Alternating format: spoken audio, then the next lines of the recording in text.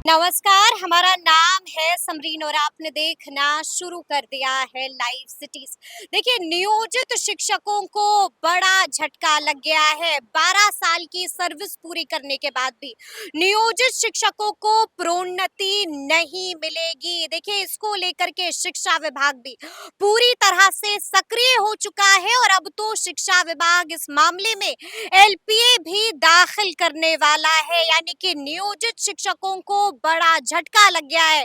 तो इसको लेकर के अभी अभी हमने भी शिक्षक नेता मनोज कुमार से बातचीत की है और जानने की कोशिश की है कि आखिर अब शिक्षक क्या कुछ करने जा रहे हैं। तो इसको लेकर के क्या कुछ बता रहे हैं शिक्षक नेता मनोज कुमार, सबसे पहले आप उनको सुनिए। नमस्कार मनोज जी, समरीन बात कर रहे हैं लाइव सिटी से।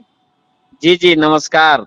जी नमस्ते। सबसे पहले तो हम आपसे जानना चाहेंगे कि नियोजित शिक्षकों को बड़ा झटका लग गया है। आपने देखा होगा कि शिक्षा विभाग जो है वो शिक्षकों को प्रोन्नति देने के मूड में नहीं है। इस फैसले को आप कैसे देखते हैं मनोज जी? देखिए, ये जो फैसला है प्रोन्नति नहीं देने का स्थानीय निकाय द्वारा नियुक्त शिक्षकों को, ये सरकार का खुद के बनाए गए नियम के विपरीत है। क्योंकि सरकार ने पूर्व में स्वयं ही यह नियमावली बनाई थी कि जब इनको 12 साल पूरेगा तब इनको प्रोन्नति उन्नयन दिया जाएगा। 8 साल के बाद स्नातक ग्रेड में प्रोन्नति दी जाएगी। जब समय पूरा तो ये इन्होंने नियमावली बदल दिया। टीचर जब कोर्ट गए, कोर्ट ने जब शिक्षकों को राहत दिया तो सरकार अब एलपीए में जा रही है। तो यह बात बिल्कुल गलत है। लोकतंत्र में ऐसा नहीं होना चाहिए। एक लेकिन हम तरफ आपसे जानना चाहेंगे मनोज जी कि जब ऐसा था कि 12 साल जब सर्विस पूरी हो जाएगी तो शिक्षकों को प्रोन्नति मिलेगा, पटना हाईकोर्ट ने भी इसके पक्ष में आदेश दिया था, फिर क्या लगता है क्यों नहीं देना चाह रहा है शिक्षकों को प्रोन्नति शिक्षा विभाग? देखिए, इसी बात पर हम संगठन के भाषा में यदि कहें तो ये कहें कि शिक्षा विभाग के पदाधिकारी राजनेताओं को भी ब्लफ में रखकर मने ये तो यही बात हो गई कि जब 12 में जो नियमावली बना स्थानीय निकाय द्वारा नियुक्त शिक्षकों के लिए, उसमें भी प्रोन्नति की बात कही गई थी। जब 20 में नियमावली बना उसमें भी कही गई है, और उसके बाद जब समय पूरा तो एक विशिष्ट अध्यापक नियमावली लाए कि राज्यकर्मी का दर्जा देंगे। हम उसका स्वागत करते हैं और संगठन इसी चलते मना किया था शिक्षकों को कि इसमें विशिष्ट शिक्षक बना के सरकार जो है आपको प्रोन्नति से वंचित करना चाहती है। लेकिन हमारे शिक्षकों ने राज्यकर्मी बनने के लोभ में परीक्षा दिया, विशिष्ट शिक्षक भी बने। लेकिन सरकार के लोगों का भी धर्म होता है, जो पदाधिकारी हैं शिक्षकों के साथ इस तरह का व्यवहार न करें। शिक्षक राष्ट्र निर्माता हैं और ये बात शिक्षकों में जा रही है कि सरकार कहीं न कहीं हमारे साथ जो है वो छल कर रही है। तो ये भाव यदि शिक्षकों में रहेगा तो वे बच्चे को कैसी शिक्षा दे पाएंगे कि लोकतंत्र में कैसा ये लोक कल्याणकारी सरकार है जो शिक्षकों के साथ ही जो है सो सही व्यवहार नहीं कर रही है। ये समाज में एक गलत मैसेज जाएगा। पदाधिकारी शिक्षक को कर्मचारी न समझें, वे राष्ट्र निर्माता हैं। उनके हाथ में देश के भविष्य बनाने की जिम्मेवारी है और उनके साथ इस तरह का न करें, उनको मुकदमेबाजी में न फंसाएं। लेकिन और ऐसे में इधर सवाल ये भी है मनोज जी मेरा आपसे कि जैसे ही ये खबर नियोजित शिक्षकों को गई होगी तो वैसे ही रोना पीटना मच गया होगा। शिक्षक एक बार फिर से काफी परेशान हो गए होंगे। देखिए, इससे हमारे शिक्षकों में घोर निराशा है। एक तरफ तो निराशा ये है कि जो आजादी के बाद से काफी संघर्ष के बाद शिक्षकों ने जो केंद्रीय वेतनमान प्राप्त किया था, सारी सुविधाएं प्राप्त किया था, वो ये सरकार खत्म कर रही है धीरे धीरे।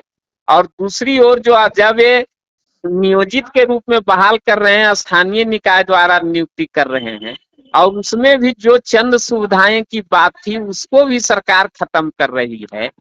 तो ये ठीक नहीं है। हमारे शिक्षकों में घोर निराशा है, उनके परिवार तो में अब निराशा क्या है। सोच रहे हैं, अब क्या सोच रहे हैं शिक्षक, अब आगे क्या करेंगे शिक्षक? क्योंकि सरकार ने तो सोच लिया है कि अब हम एलपीए दायर करेंगे, लेकिन शिक्षक क्या करेंगे मनोज जी? बड़ा सवाल है ये। देखिए, शिक्षक पूरे राज्य के सभी कोटि के शिक्षक एकजुट हैं, सभी के साथ कुछ न कुछ हो रहा है। केवल ये स्थानीय निकाय वाली बात नहीं है। और भी देखिए, जो नियमित शिक्षक का भी कुछ मामला था, उसमें भी सरकार एलपीए में जाने की बात करके और उसको भी टाल मटोल कर रही है। प्रोन्नति का मामला जितना भी था, चाहे स्नातक वेतनमान में हो या प्रधानाध्यापक में हो, सब जगह, जबकि कोर्ट का कई बार ऑर्डर है, लार्जर बेंच का ऑर्डर है, राघवेंद्र शर्मा के केस में ऑर्डर है, नियुक्ति तिथि से सभी शिक्षकों को जो है सेवा की गणना करके वरीय वेतनमान देने का रामाशीष तिवारी के केस में ऑर्डर है। फिर भी लाखों शिक्षकों को इस लाभ से वंचित किया जा रहा है। तो हमारे शिक्षक गोलबंद होकर निश्चित तौर पर हम लोग लोकतांत्रिक तरीके से जो विरोध प्रदर्शन होता है वो करके सरकार का ध्यान आकृष्ट करावेंगे। और समरीन जी, जी, देखिए इधर एक विरोध पत्र प्रदर्शन होगा। हाँ, एक पत्र ये भी सरकार का निकला है कि विद्यालय को राजनीति का केंद्र, इसमें स्पष्ट करना चाहिए। जो पत्र निर्गत किए हैं ऐसे सारे राजनीति क्या? अरे राजनीति तो आप विद्यालय में बाल संसद बनाए हैं और शिक्षक ही पूरे देश को राजनीति करना सिखाता है। और आप इस तरह का क्या राजनीति का केंद्र विद्यालय में होता? हाँ, विद्यालय में यदि शिक्षक अनुपस्थित हैं, हाजिरी बना के वो बाहर चले जाते हैं, आप निश्चित तौर पर उन पर कार्रवाई करिए, उससे कोई दिक्कत वाली बात नहीं है। संगठन हमेशा यह चाहता है कि शिक्षा का उत्थान हो और शिक्षक हमारे पूरे कर्तव्यनिष्ठ रहें और बच्चों को गुणवत्तापूर्ण शिक्षा दी जाए। परंतु राजनीति क्या, विद्यालय में कौन सा राजनीति होता है? ऐसी तो लेकिन कोई एक बात बात तो है नहीं। आप भी मानिएगा मनोज जी कि एस सिद्धार्थ पूरी तरह से सक्रिय हो चुके हैं और लगातार पत्र पर पत्र निकाल रहे हैं, लगातार आदेश पर आदेश निकाल रहे हैं और अब तो शिकायतें जो हैं वो भी सुनी जाएंगी। उसके लिए भी जो है उन्होंने बाज़ाब्ता कह दिया है, उसको लेकर भी एक पत्र निकाल दिया है कि अब उसका भी हम समाधान करेंगे। देखिए, एसीएस महोदय जो सिद्धार्थ साहब सक्रिय हैं, हम उनका स्वागत करते हैं। वो शिक्षा में उत्थान चाहते हैं, ये अच्छी बात है, हम उनकी भूरी भूरी प्रशंसा करते हैं। परंतु वो तब हम 100% सही मानते जबकि शिक्षकों के सुविधा के प्रति भी वो सोचते। अभी वो बहुत नजदीक हैं सरकार के, एसीएस भी हैं, माननीय मुख्यमंत्री के भी वो प्रधान सचिव हैं। तो वो शिक्षकों को केंद्रीय वेतनमान दिलाते, शिक्षकों पेंशन का भी लाभ दिलाते, शिक्षकों को समय से प्रोन्नति भी दिलवाते। समय से वेतन तो मिल नहीं पा रहा है और शिकायत के लिए उन्होंने जो पोर्टल बनाया है या बच्चों की उपस्थिति के लिए जो उन्होंने प्रयास किया है, उसका हम स्वागत करते हैं। लेकिन दूसरी ओर भी हम उनका ध्यान आकृष्ट करना चाहते हैं आपके चैनल के माध्यम से कि माननीय एसीएस महोदय या यदि माननीय मुख्यमंत्री हमारी बात को सुन रहे हो तो माननीय मुख्यमंत्री से भी मैं अपील करना चाहता हूं कि आप शिक्षकों के कल्याण के प्रति भी सोचिए। हमारे स्थानीय निकाय के शिक्षक कैंसर आदि रोग से जो पीड़ित हैं, उनको इलाज का एक पैसा न मिल रहा है। जितने भी गंभीर, यहाँ तक कि जो नियमित शिक्षक कैंसर रोग से पीड़ित होकर मर गए, इतनी जटिल प्रक्रिया है कि उनको तो सुविधा होते हुए सरकार से 1 रुपया भी लाभ नहीं मिल पा रहा है। तो इस ओर भी माननीय एसीएस महोदय या माननीय मुख्यमंत्री भी संवेदनशील हैं, उनका ध्यान होना चाहिए, है ना? तो शिक्षकों का भी कल्याण होगा और साथ साथ शिक्षक पूरे मनोयोग से शिक्षण का कार्य कर सके। लेकिन मनोज जी, मेरा अंतिम सवाल होगा आपसे। पिछली बार जब हमने आपसे बातचीत की थी तो आपने साफ-साफ कह दिया था कि अब बिहार ही नहीं बल्कि पूरे भारत में आंदोलन करेंगे शिक्षक।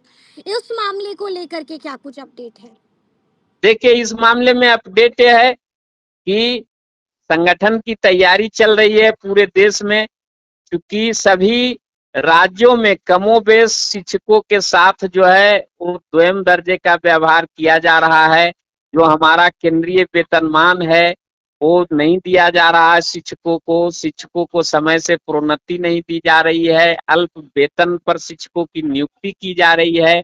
यहाँ तक कि 7वें वेतन आयोग में जो कुछ विसंगति थी उसको नहीं दूर किया गया। अब 8वां वेतन सरकार वेतन आयोग बना रही है, तो ये सब बिल्कुल गलत है और इसके लिए हम लोग जुलाई से आंदोलन की शुरुआत कर देंगे चरणबद्ध ढंग से। जुलाई पहले से हम आंदोलन की शुरुआत हो जाएगी।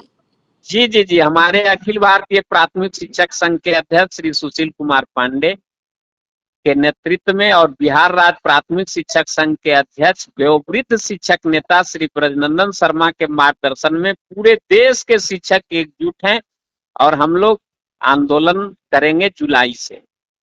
चलिए चलिए, बहुत बहुत शुक्रिया बातचीत के लिए मनोज जी।